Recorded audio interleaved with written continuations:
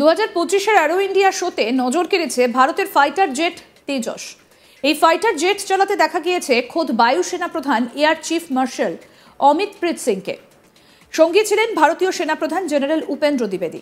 সেনাপ্রধানকে পিছনের সিটে বসিয়ে তেজস চালাতে দেখা যায় বায়ুসেনা প্রধানকে। সেই ভিডিও বেশ ভাইরালও হয় সোশ্যাল মিডিয়াতে।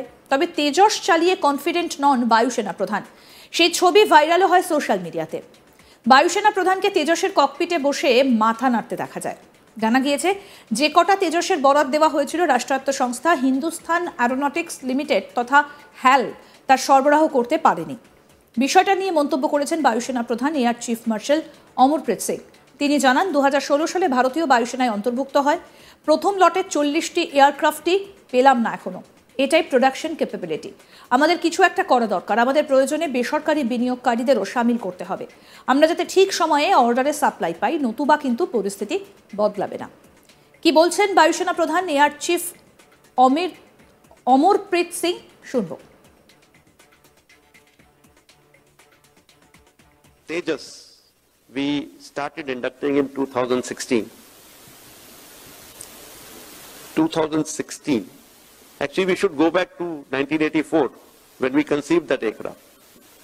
First aircraft flew in 2001, 17 years.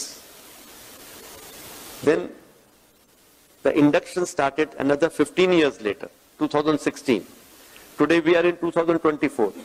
I do not have the first 40 aircraft also. So this is the production capability. We need to do something. And I am very convinced that we need to get some private players in. We need to have competition. We need to have multiple sources available so that people are wary of losing their orders, that we may not get the next order.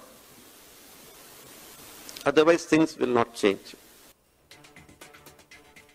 বিষয়টা নিয়ে বায়ুসেনা প্রধানের উষ্মার যথেষ্ট কারণ রয়েছে বলে স্বীকার করে নিয়েছেন তেজসের নির্মাণকারী সংস্থা হ্যালের আধিকারিক doctor DK. সুনেল।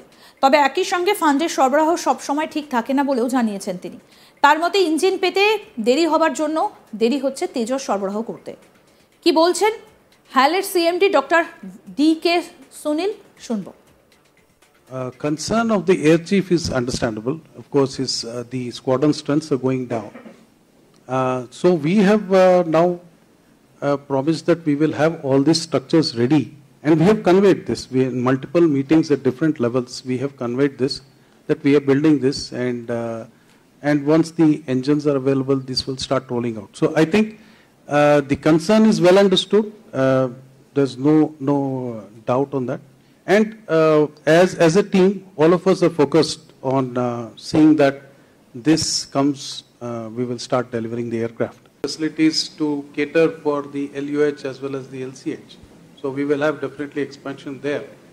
At the same time, we are also putting a lot of money efforts, almost 1,000 crores in establishing new lines for the LCA.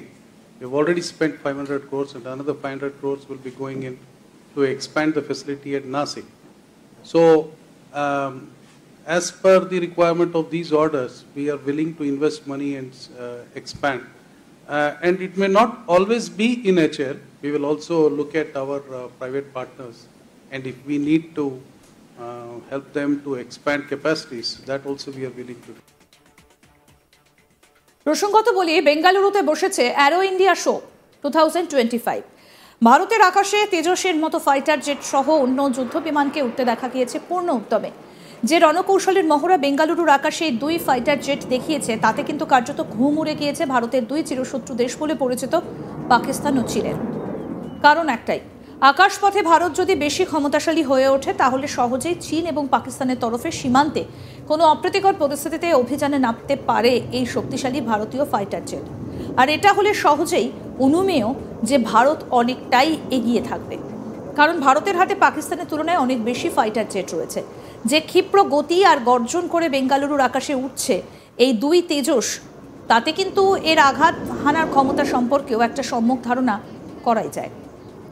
প্রসঙ্গত বলি, ভারতের তৈরি তেজস যুদ্ধবিমান দেখে রীতিমতো শঙ্কায় আমেরিকা। তাদের তৈরি F-16 যুদ্ধবিমান চাহিদা দিন দিন কমছে, কারণ F-16 যুদ্ধবিমানকে টেক্কা দেওয়ার মতন যুদ্ধবিমান তৈরি করে ফেলেছে ভারত। আর ভারতের তৈরি এই তেজস যুদ্ধবিমানকে দেখে গা জ্বলতে শুরু করেছে আমেরিকার। আর হবে নাই বা কেন? ভারত আগে আমেরিকার থেকেই যুদ্ধাস্ত্র কিনত, সেই জায়গায় এখন নিজেই সামরিক অস্ত্র বানাচ্ছে, আর তাতে করে আমেরিকার বিক্রিও কমছে, যা কোনো মতেই মেনে নিতে পারছে না আমেরিকা। আর তাই ভারতকে বিপাকে ফেলতে প্ল্যান করেছে আমেরিকা। কারণ তেজস যুদ্ধ বিমানে শক্তিশালী F404 ইঞ্জিন লাগে, যা আমেরিকার নির্মাতা জেনারেল ইলেকট্রিক এই ইঞ্জিন তৈরি করে। কিন্তু 2023 সালে এই ভারতে ডেলিভারি করার কথা ছিল, কিন্তু প্রতিশ্রুতি রাখেনি। আর তাতে করে সমস্যায় ভারত। তারা বলছে যে 2025 সালের এপ্রিল মাসে এই ইঞ্জিন হাতে পাবে ভারত। পাকিস্তানের কাছে রয়েছে আমেরিকার তৈরি এই F-16 যুদ্ধ বিমান। কয়েক মাস আগে ইউক্রেনে পৌঁছেছে F-16। প্রথম F-16 যুদ্ধ বিমান কয়েক মাস আগে ইউক্রেনে এসেছে।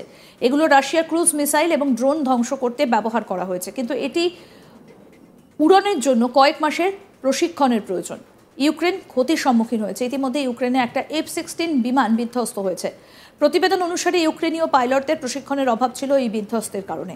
এই দুর্ঘটনা রাশিয়ান পাইলটদের Su-35 এর উন্নতির আশা দিতে পারে। ভারতের তৈরি তেজস সম্পর্কে এবার আপনাদেরকে একটু বলি। Digital fly by wire flight control computer DFCC বসানো হয়েছে তেজস Mk-1A ফাইটার জেটে।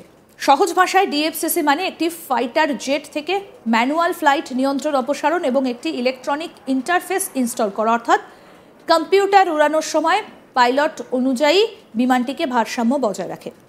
এই সিস্টেমের মধ্যে রাডার, লিফট, আইলারান, ফ্ল্যাপ এবং ইঞ্জিন ইলেকট্রনিকভাবে নিয়ন্ত্রিত হয়। তারের মাধ্যমে ফ্লাই ফাইটার জেটকে স্থিতিশীল করে। এটি বিমানটিকে আরও নিরাপদ করে তোলে। অন্যান্য ফাইটার জেটের তুলনায় এই জেটটা আসলে খুব ছোট, তাই এটি ফাইটার জেট হিসেবে শত্রুর রাডারে আসে না। এই প্রতারণার সুযোগ নিয়ে তেজসের ওপর হামলা হতে পারে।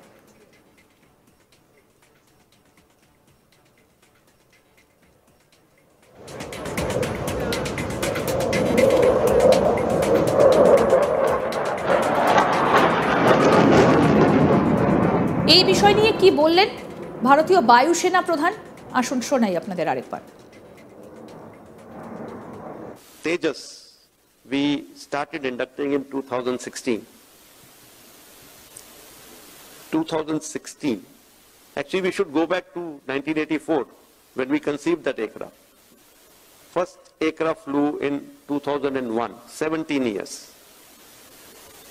Then the induction started another 15 years later, 2016. Today we are in 2024.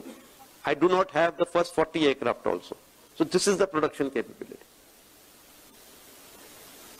We need to do something. And I am very convinced that we need to get some private players in. We need to have competition. We need to have multiple sources available so that people are wary of losing their... আরো update পেতে দেখতে থাকুন আজ তাক Bangla. Subscribe করুন, notification পেতে bell button option press করুন, হোয়াটসঅ্যাপে ফলো করুন আজ তাক বাংলা, ভিডিওটা লাইক করুন, শেয়ার করুন, কমেন্ট করুন।